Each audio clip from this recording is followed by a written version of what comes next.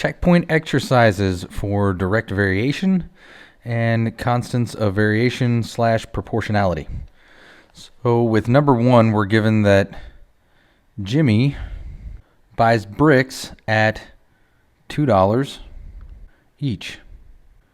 And we're asked if this is an example of direct variation, and to write an equation to represent the situation if it does represent direct variation. So implicit in this is that if Jimmy buys 0 bricks, he pays $0. So it passes through the origin, and it's a constant rate of $2 per brick.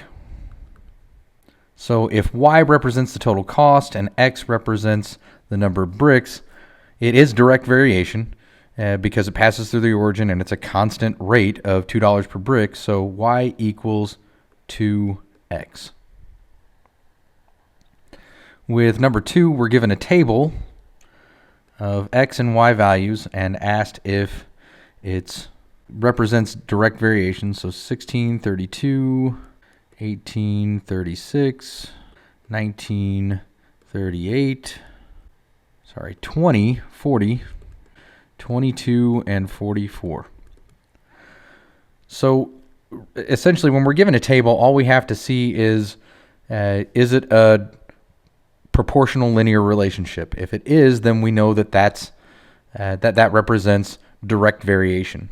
The only difference between this and identifying whether it's proportional linear relationship is that we're going to actually identify the constant of proportionality or the constant of variation. So we take the output divided by the input and see if those are the same. So 32 divided by 16, that equals 2. 36 divided by 18, that equals 2. 40 divided by 20 equals 2. And 44 divided by 22 equals 2. So our constant of variation or constant of proportionality is 2. All right, number 3, we're given that a 49-pound weight stretches a spring 7 inches.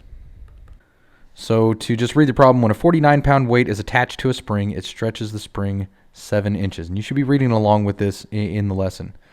Given that the length of the spring y varies directly with the weight attached x, write and solve a direct variation equation to find the length of the spring when a 63-pound weight is attached.